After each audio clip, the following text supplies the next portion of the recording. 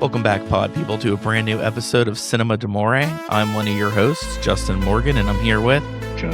That's Chuck Phillips. I wanted to talk about one battle after another. I want to do a Paul Thomas Anderson rewatch, even though I didn't go back to the farthest. So I decided this episode should be Boogie Nights 1997, Paul Thomas Anderson.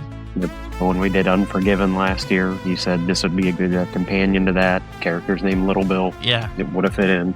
I think as far as characters go, this movie, I enjoy almost all these characters. Maybe it's the actors. It's such a good cast, ensemble cast. 1970s porn industry. I don't really know if it's technically the height of the porn industry, but it takes place over a couple years. And it's definitely the rise and fall of people that were in their prime in 1977 before the VHS era happened. When you still had to go to a theater to watch porn. The one thing I like the most about it is how all the characters are very professional about most of their stuff. Jack Horner, played by Burt Reynolds, characters, like, he has this dream that he will have such a good story in his film that they will not leave the theater. They will want to know how the story ends. He has this, like, endearing idea. Wants to make real art. He does see himself as an artist, and he's definitely professional. So when we get into that VHS era, he's like, they're just videotaping it? These amateurs. They don't have the lights, they don't have anything. I don't know. I think the beginning of this movie, you could maybe think that they were just like a regular film crew. I don't know. I've never went in blind. I've kind of always known what it was about, but it feels that way. Some of the scenes are like awkward because they're not conversations that you're gonna ever have. Particularly like when he's like cornering Ed, played by Mark Wahlberg, in the dishwasher room, like being like, you're handsome, and how old are you? And he's like, oh, I was 17. It's like, oh man, you're gonna go places, boy. He has to have that eye for whoever the next talent is. It's a little creepy in those moments. And we do have so many interesting outcomes, I feel like, because even though Ed, who becomes Dirk Diggler, he's obviously the main character of it, but we spend enough time with other characters that we spend some alone time with Don Cheadle's character, like a lot actually. And we get some selling stereos with his country western music. I was like, come on, why can't you be like the rest of the brothers out there?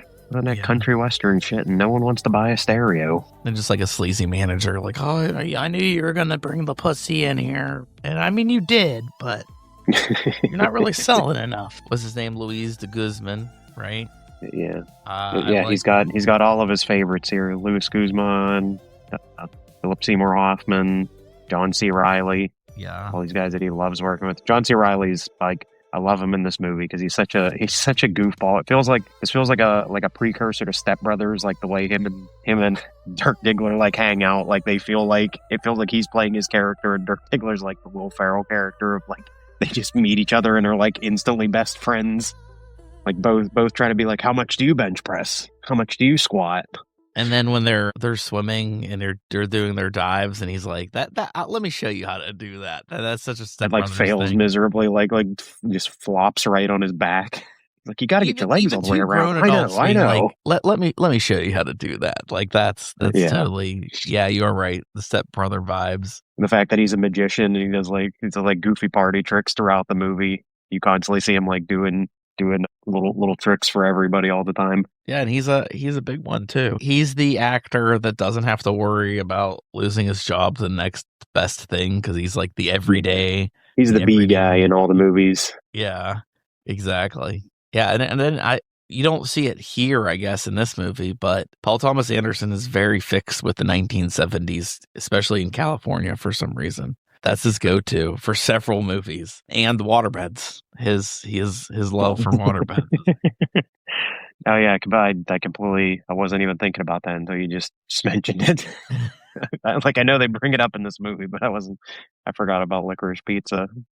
He loves, I do just really enjoy the way he shoots this movie. Is they're just all these giant long takes in most of the scenes. Huge chunks of the movie are just these parties that the camera's moving throughout the party constantly, just going from room to room, and you get these characters, and they're in certain areas, then they're moved on to a different place, but it's still all just feels like one giant continuous shot. Even when there are cuts and edits in the parties, it still just has that feeling of just being one long extended thing. I mean, and he does have beautiful long extended shots in there. I feel like he's mocking, or like maybe he's not mocking, maybe he's really loves it. But the scene where they're finally filming Dirk Diggler's first scene, they just do those like Spielberg reaction shots almost to every character seeing him for the first time. It's like the exact same reaction shots if you were to watch Jurassic Park when they see dinosaurs for the first time. It's just sort of this like, oh my God.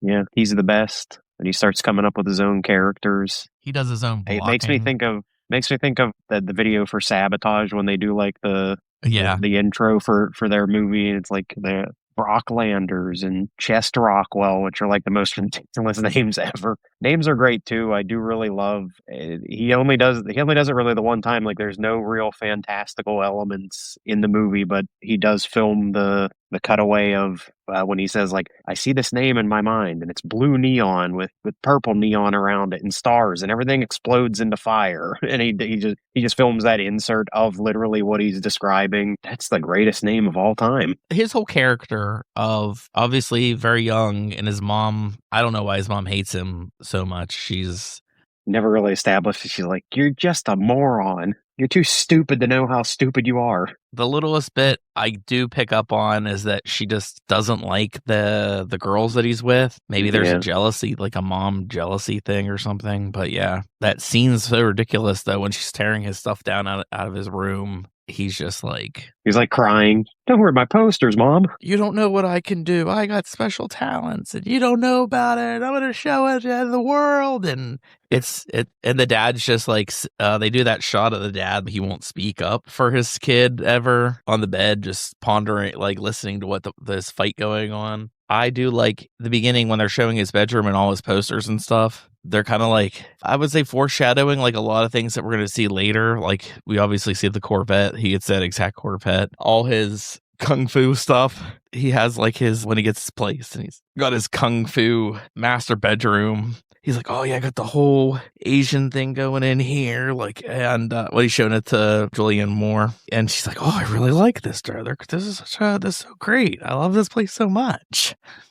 So I kind of like that little bit of like, I don't know necessarily what to say. And I don't want to say it's his personality. It's obviously the things he likes. It's like it's mostly just, I feel like showing that like even as he keeps growing up, like he still has the mentality of like a 16-year-old kid that's just into like cars and kung fu movies. Doesn't really have the time to grow up. Yeah, I mean, you see later, it's like I think he finally Burt Reynolds, Jack Horner's character, is like the dad that he wishes he had, that would like actually like stand up for him and take care of him. The Julianne Moore stuff's kind of weird too, where she's like, I love him. He was like a son to me. And it's like, well, it's an interesting relationship for somebody you slept with. But I mean, you did, yeah. Well, also because she lost her son because she was doing drugs and yeah, that's like the number one thing that falls onto these characters towards the end of the movie. That's like, well, the business was good and lucrative and working out for these people. They like the social norms and stuff have like tainted what they're able to do afterwards. So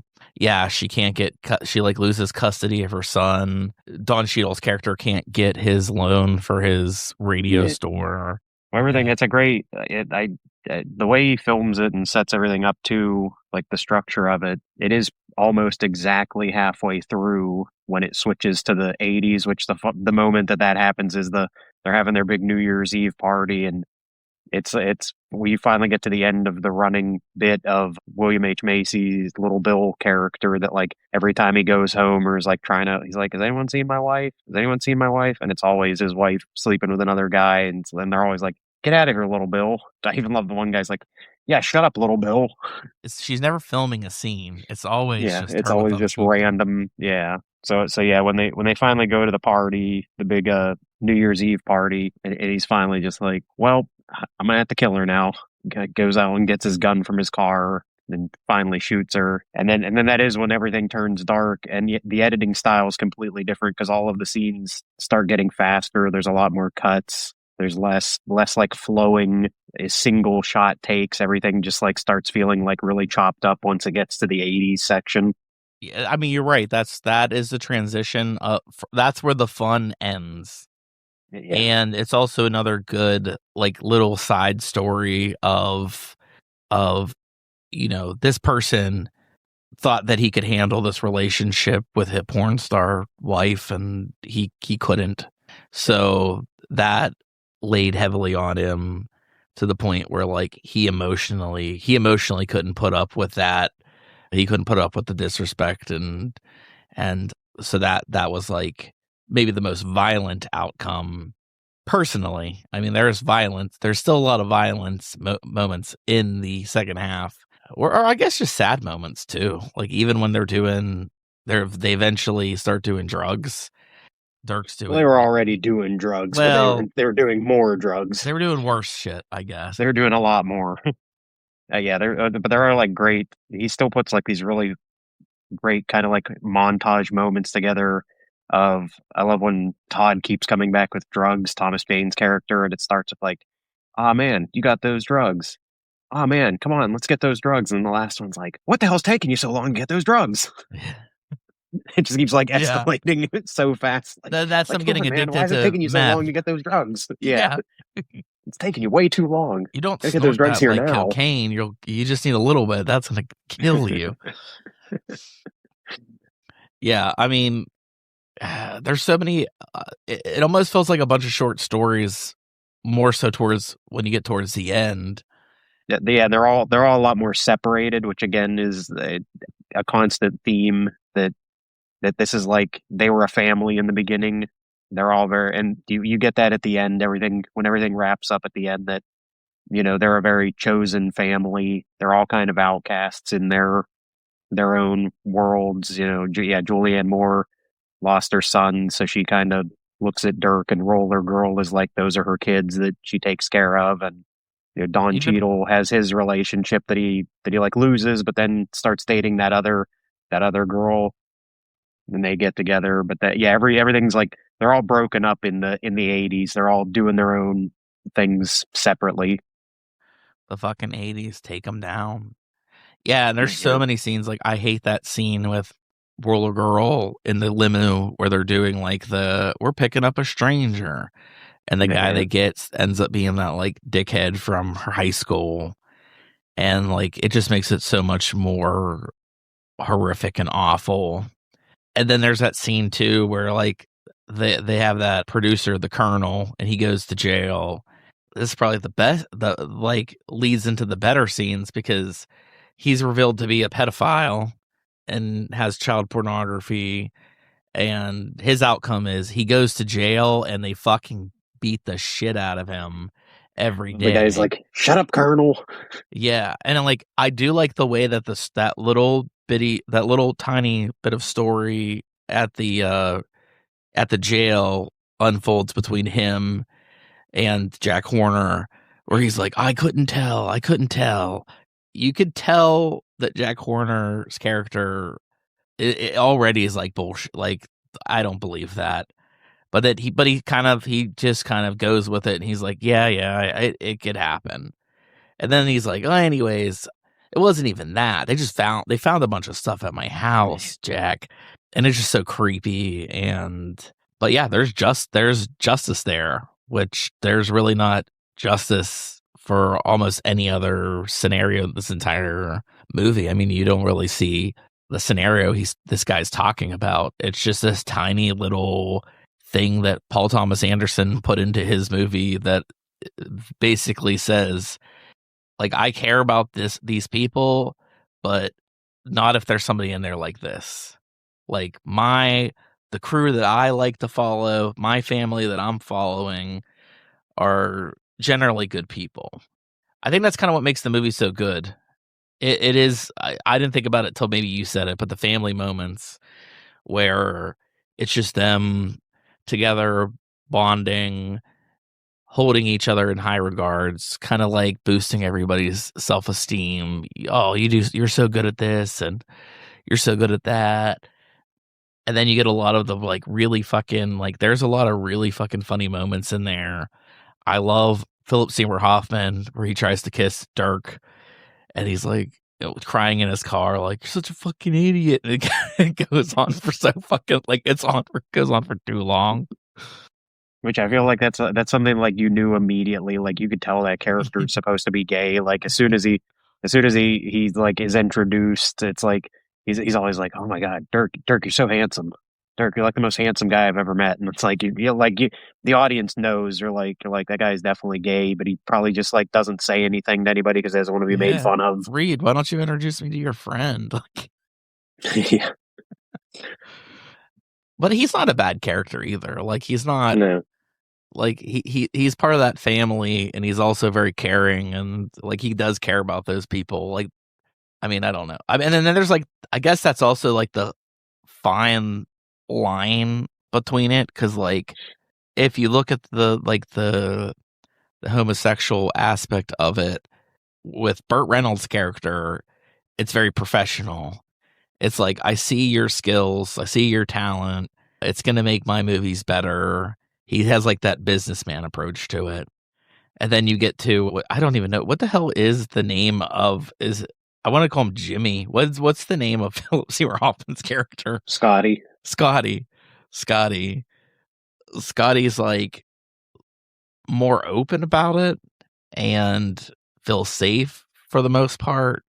And then you do get that little bit, towards the end where Dirk's just like, he needs the money. And he lets that guy like pick him up, and he's like, "All right, I guess I'll do whatever, just $20." And that's just some guy that wants to beat the shit, like commit hate crimes with his buddies. So like, yeah, that's like the it's like basically Paul Thomas Anderson has a lot to say about a lot of things, and he was able to shove it into this movie, and. Like, yeah, in that instance too, like we've been with Dirk for how long? We know that he's just trying to survive. He's really not doing anything that's harmful to anybody. And then he's getting the shit kicked out of him. At the same time, who else is getting the shit kicked out of? Is it during It's the same scene with Roller Girl. Where they're beating up the guy in the limo. It's like it keeps cutting back and forth. Yes. That's another moment that's actually really good because he is. Yeah, when that guy gets out and he, basically calls Jack Horner a piece of shit or so, like, that he's over. And then, yeah, Burt Reynolds just starts beating the shit out. Yeah, he gets more mad when he's like, by the way, your movies suck now. Yeah. Yeah, just pisses him off so much. But yeah. Then like the big climactic scene that's great when they go to rip off Alfred Molina for drugs.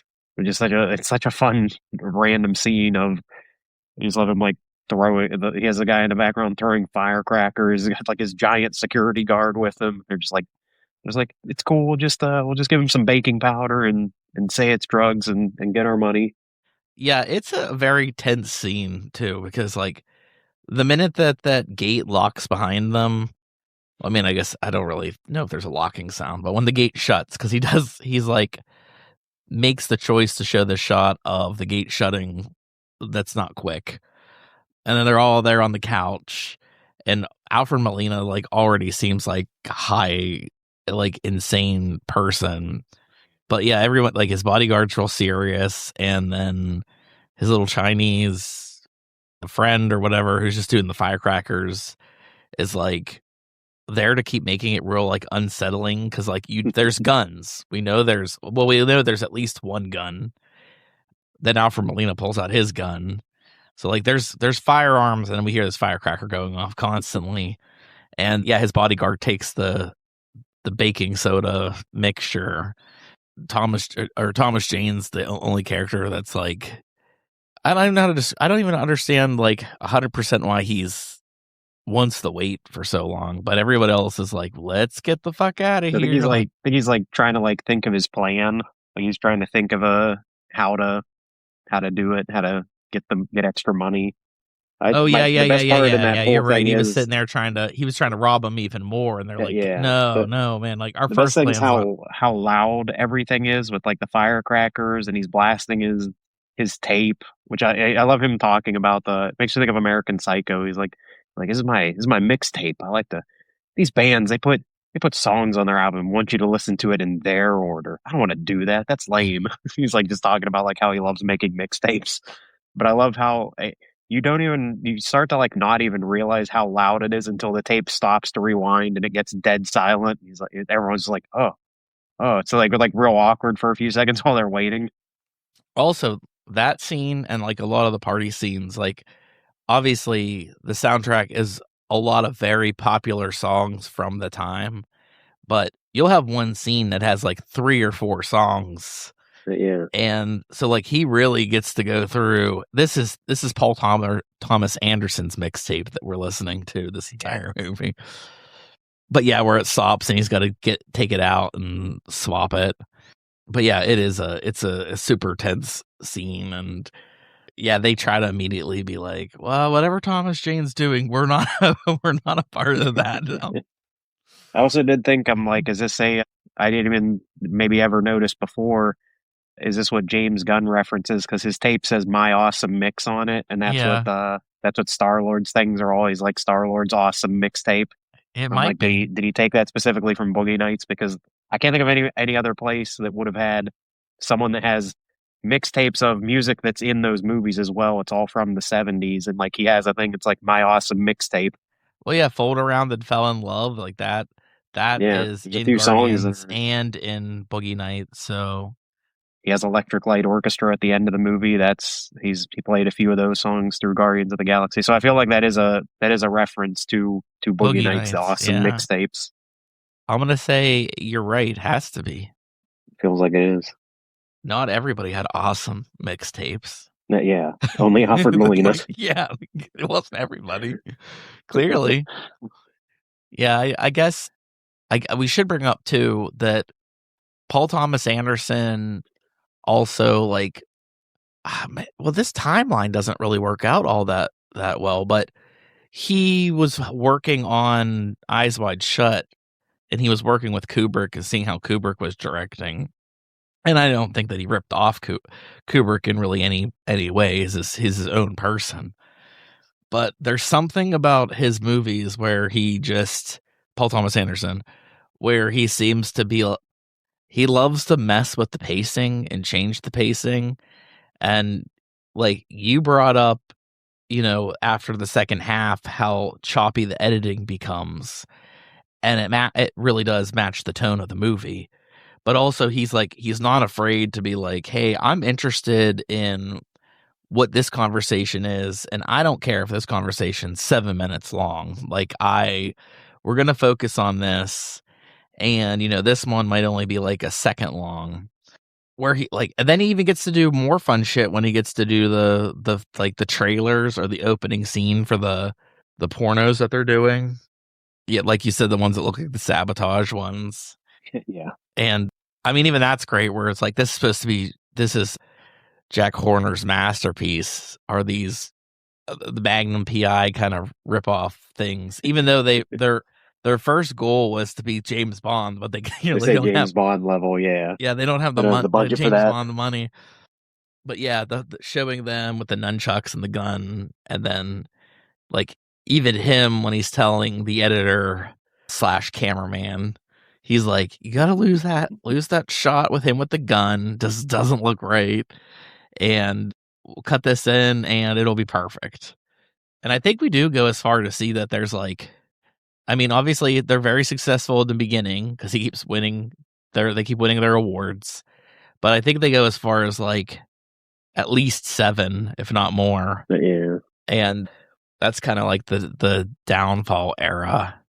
And then you get the new Dirk Diggler where it's like, I can't remember the guy's name, but he's like, who the hell is this? It's like he's the new you. He's the young person that's gonna replace you. but yeah.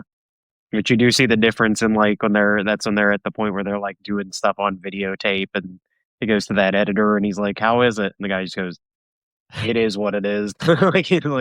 It's not as good as what we were doing before. This is all I can work with.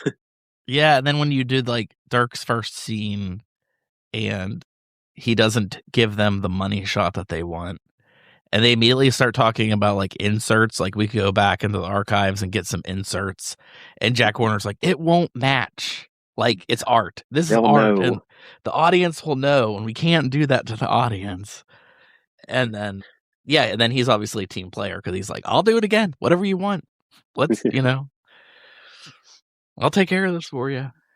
I do also like too when he's gets home from the being a dishwasher or whatever at the club, and he's like practicing his like kung fu in the mirror, and then that ends up being when he's his character, the James Bond type character, he incorporates the kung fu stuff into like his scenes. I mean, hey, it even ends with it technically ends with him doing his kung fu. He loves kung fu. The end's great. Pretty much after the party, or after they show up at Alfred Molina's house, and he goes back to Jack and is like, apologizes, and then that's when we finally get all the characters come back together, and he finally does like another one long take going through the house. I do love showing like everybody kind of gets their happy ending, sort of. You get Don Cheadle's got his stereo business, which he ditches the cowboy suit. He does like a hip hop video, just like him finally being like, okay, I know what sells. When that moment where he's dressed like Rick James and just looks so depressed that has the wig on. Yeah, this is my new look. Yeah, well, does not like it. He wishes he was back in the cowboy suit. Yeah, and he gets his money from that like robbery gone bad that he wasn't even a part of. He was just trying to get some donuts. And yeah, there's like a hold up scene. It's like one of those. It's just one of those intense scenes that there's no way that this is gonna go well, but it does kind of go well for Don Cheadle's character. Like everybody in there like blows everybody away. He's covered in blood, and he's looking at this donut. I don't even know how much money could possibly be. I don't really realistically see how he could open up his record shop from that money, but I mean, he did tell him to go in the safe. He's like, go get in that donut safe. That the guy that was coming to rob the place. I love too we get that shot of the painting of Little Bill that his wife does. That like her paintings are funny because like who it's supposed to be, but they're not like great. Like they do have like a weird, almost like warped quality to them. Like you can recognize who it's supposed to be, but I wouldn't say it's like a photorealistic interpretation of that person. Because the one that she does of Dirk like earlier in the movie, the Wes Anderson art. Yeah. When you first see Dirk's and it like the face doesn't look any fucking thing like him. It's just like kind of shrunken. It's like, but you can vaguely tell that's who it's supposed to be. Like, it's the same hair. That's about it. Yeah. Little Bill's is like his eyes look too far apart, but he has a mustache. So you're like, oh, I know it's Little Bill because he's the character that had a mustache in the movie. So I know that's who it's supposed to be. Yeah, and he has a great mullet, and he is all extremely serious in this movie. I mean, I guess there aren't a lot of characters that play their roles goofy. Even like Roller Girl, who's like, I will have rollerblades on the entire fucking movie, doesn't really play the scenes weird. Like there's nothing. They're all played like pretty real people with real reactions. And yeah, and you know what? Even and this kind of also like when he runs out of his fuel makes me think of Licorice Pizza. There's a lot of like he goes back to some of these ideas. He must have ran out of gas one night in California, and he must have a waterbed story. Like there's something else going on here that he wants to keep revisiting it. But they don't. I don't think they go back. Do they ever go back to his parents or his family? No. Yeah, they're pretty much out of the story the minute they kick him out of the house. I mean, he was not big enough of a loser to be. He made it to some degree for a little while there, and I feel like when you get to the end of the movie and he went back to Jack Horner I feel like the idea, it's like the end of Mad Men or something, where it's like, this is going to be this is like the big comeback. At least that's what the characters are feeling. Yeah. I feel like Jack Horner and Dirk are like, this is even though I'm pretty sure he's playing the same character, so it's probably like, the part 20, they're like, yeah, this is it. This is the masterpiece right here. That other guy, the younger guy, didn't work out for them. It's really not what you'd expect, I think, from going into the movie. It does have the 70s vibe. It is the porn industry, but it kind of plays most scenes the complete opposite way of, I think, how you would expect them to go. And brings a lot of like humility to the characters. I think that's why people were so excited with Paul Thomas Anderson, at least with this movie. And then the next couple movies, he gets very serious. But he's always interested in something thematically. He's really good with characters, but it's always like I think of something like The Master, where it's like he's focused on that like cult aspect of the Scientology. And he does have really good there are really great characters in that movie, but like he's obsessed with this idea. And I think that's what is the best aspect of him. It's like, what thing is he obsessed with that he's going to bring to the next movie? Because you get weird shit like Phantom Thread, and it's like, it's not really about a costumer or a costume designer. It's about something much darker. And I think too, he's so I want to say he's unserious. I think he's a good director because he knows what he wants. He seems to be able to get those performances. He doesn't seem to really disrespect anything either. Like you never catch him talking poorly about another movie. There's that infamous story where he was in an NYU class, and it was like a screenwriting class where the teacher was like, we're not gonna, I'm paraphrasing here. We're going to be writing good movies, nothing like Terminator 2. And he basically was like, I fucking love Terminator 2. And he left the class because he's like, fuck that. Like, what if there's people out there that want to make there's nothing wrong with wanting to make Terminator 2. Cool.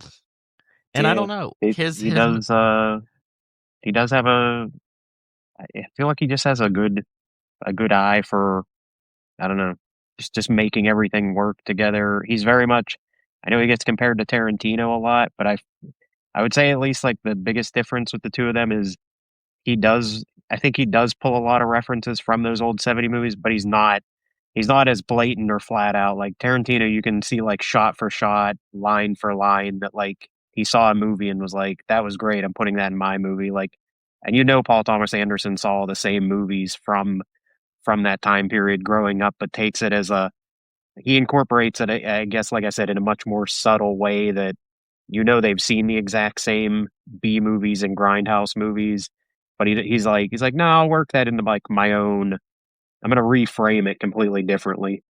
Yeah. And that's like the magic of, Tarantino is completely different, where like he does have that ability to remix things. And I feel like most people they eat it up. They love it. And when people hate him, I totally understand that too, because you're like, this is a blatant ripoff of this, and this, and this. Especially like, I think a Kill Bill, like that's the most like blatantly ripped off. I think like almost every shot's seems like it's from something. All the music choices are from something. Yeah. But yeah, I do definitely see it. I see him more as a remix guy. It's just sort of his idea is like, all this stuff's cool and I'm going to put it into my movies. And then I think it's just the way that his brain thinks about what's going on. You get some really good character dialogue. And then Paul Thomas Anderson's thing, yeah, he does the same referencing stuff, but maybe his is more subtle because he doesn't necessarily, like, maybe he's pulling it out of childhood or something like that. But he definitely has that Jack Horner eye. He's really, really, really good with non-actors. When he has non-actors in his movies, which they don't usually have huge parts, except for, probably maybe Licorice Pizza. He pulls some really, really good performances out of them. And I mean, Tarantino could do that too. Like, I feel like his stuff with like Christoph Waltz. I like Christoph Waltz, but his best movies are his Tarantino ones. He doesn't really seem to to nail that character exactly like he does in those movies. They work so well together. Yeah, Paul Thomas Anderson's like repeat actors for the most part. I mean, I think Philip Seymour Hoffman would be fucking in everything if he was still alive. Yeah. Even if it was just like little cameos and stuff like that. But for the most part, he does seem to be trying new characters and new people. It's wild to think if you see this movie and then to know that he's going to be working with Daniel Day-Lewis. He does 2 Daniel Day-Lewis movies, and the tone of it is like wildly different. They're both different from each other, but wildly different from this. So like he does kind of have that. I feel like it's something that the Coens do well, where he has that ability to switch up his genres and tonally make things feel different, as opposed to like just because you brought him up, Tarantino, where a lot of his stuff blatantly feels like this is the same person, or like a Hitchcock thing. Like this is definitely the same person from movie to movie to movie. But if you showed me Boogie Nights and you showed me There'll Be Blood, I would probably not think those are the same people at all. Yeah, and the more I think about it too, I think like something with There'll Be Blood really like I think I like that movie more and more every time I watch it, just because I don't know the runtime for it, 2 hours or something like that. He doesn't waste I a think second. they're like all 2.5 hours. He I know that doesn't he's made. I think the only movie that's short is Punch Drunk Love. Yeah, or maybe like Hard 8 or something, like one of his early Yeah, the ones. first one, yeah. But no, I was thinking of like There Will Be Blood. Like I think whenever we were discussing it years ago, I don't even think it was this podcast. It was the old podcast. When you break it down, like every scene was important to the story. Every single moment was important to the story. It all fed into the character and fed into the plot. And I'm not saying that he wastes time, but like how this is like, this one's maybe more hidden because it kind of has that hangout movie aspect. I guess if you're in the 70s, you have a hangout movie. Like it has to be a hangout movie. Like this feels like you need all those. Like yeah, because I don't think anything's wasted in this movie either. But even the small scenes that feel like they could be throwaway or you could cut them out or something, I think still just keep adding value.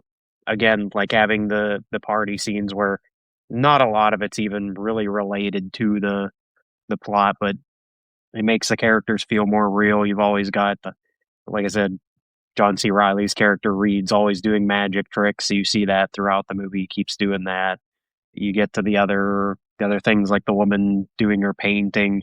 It's like they're just like real small details that just make the characters feel more real. Like you know what they do outside of the porn industry. Like this isn't the only thing they think about. Like that girl likes painting.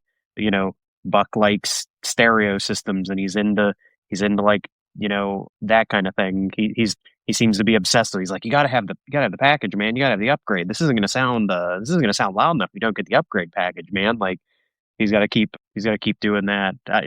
One of my favorite moments too. It's another Step Brothers moment when John C. Reilly, Scotty and Dirk Diggler, they all go to the fashion store and they all buy like matching silk shirts, like silk Western shirts, and they all get matching ones, and they're all at the club together, all dressed in their matching shirts.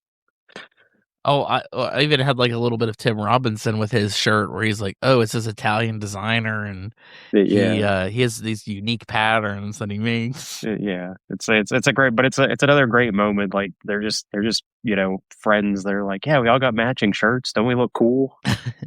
I think that kind of shows that they were the best of friends, right? Yeah, it's like they do have like the kind of like joking thing of like Philip Seymour Hoffman's shirt doesn't fit as well. Like they don't make shirts in larger sizes for him. He's like his shirt's like real tight, but he's like, but I gotta get it because it matches theirs. Yeah, his pants that don't fit, like he can't button his pants. And they don't really fit as well. But he's like, but they're my best friends. I gotta have the matching outfit like they do. So he gets it anyway, even though it doesn't really fit him. Yeah, it's stuff like that he throws in the movie that again, yeah, you could say like, oh, that you could have cut that, like it doesn't have to be there, but it just makes the characters feel just like more like real people. Well, I would say I think thinking more of it, I think the thing where like the reason There Will Be Blood feels tighter is it's essentially the story of one character, and it's really following one character around like almost viciously. Like you don't really get, I don't think you get much time where he's not there. Like if you think he's not going to be there, he shows up. So like if it's a sermon, you're like, oh, we're on the, oh shit, there he's there. He's there. Now he's there. He's watching. He's involved. And I think this is that, not that things aren't important. I feel like all the smaller things are important, like you said, to show that the characters have this life outside of their quote unquote jobs, their careers. And I think that's really what you got to do too. If you're a filmmaker, you got to make, obviously it's the illusion of depth. Like you have to do whatever you can to make these characters feel real. There has to be something more beyond what they're, they have to have interests and things, even if they don't tie directly like into the movie. I'd rather have a character talking about, oh, I fucking love this thing. All that scene is really doing is making you like the character. It might be the way they're telling the story. It doesn't necessarily matter what it is that they're in love with, that they're bringing up, but that ability to kind of like take a little sidestep into the character, I always appreciate that. Yeah, I feel like Paul Thomas Anderson's hasn't really done much collab. Maybe one battle after another, but it's still not as strong as this, as like an ensemble movie. That's what I meant by collab. I meant like he's focusing on way more characters in this, and for a while there, he basically has the singular character. He still kind of does, but so when you get to something like that, it's like we have like 4 main characters as opposed to 13. This is a great movie. I think it'll always hold up. I did forget some of the things. I feel like I haven't watched this movie in 10 years. So, I mean, obviously, even on the podcast here, I forgot about some of the stuff where I'm like, why the hell was Thomas Jane not leaving? And you're like, oh, he was trying to rob that guy more. I'm like, oh yeah, damn it, that was it. That was the scene. I think it was in the moment where I'm like, why the hell is this guy just sitting? Get the hell out of there. And then he reveals his plan, and you're like, no, Thomas Jane, this is a terrible plan. Don't go through with this plan. But yeah, and then this is probably one of the last like great Burt Reynolds performances. I mean, he starts showing up in some things like Adam Sandler movies and stuff, but I mean, I don't know, maybe this is his only really great one, because he kind of plays goofy characters growing, I won't say growing up, but decades ago his characters weren't as personal. So check it out. We'll do more. We did There'll Be Blood. We did Punch Drunk Love. We did Licorice Pizza. That might be all of Paul Thomas Anderson ones so far. So there's plenty more. I'm sure we'll revisit it. I'm sure we'll do one battle after another this year. Didn't we do Inherent Vice? I don't think we did that discussion on that one, no. You're gonna have to double check it. I thought we did. I feel like there's been a few times where you said like it was between something, but you didn't go for it, or you were going to go for it. I don't think we did it. I think you wanted to do it though. So see, we'll do it, I'm sure. Maybe when we decide to end the podcast, we'll be like, fuck it. It's just this last year we're just cleaning up and doing all the movies that we missed along the way.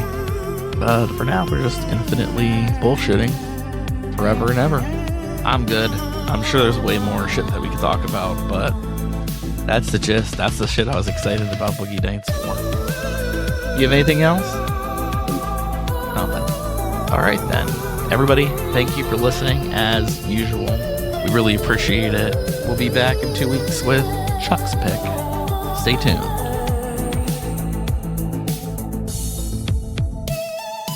We're Cinema D'Amore. Follow us on Facebook and Twitter to stay up to date with news and information on upcoming episodes. Find us on Apple Podcasts, Google Podcasts, Podbean, Spotify, Amazon Music, Audible, Pandora, Alexa, or iHeartRadio. It would be greatly appreciated if you subscribe to our podcast on your platform of choice. We also appreciate feedback, so rate us, review us, and let us know what you think. And above all else, thank you for listening.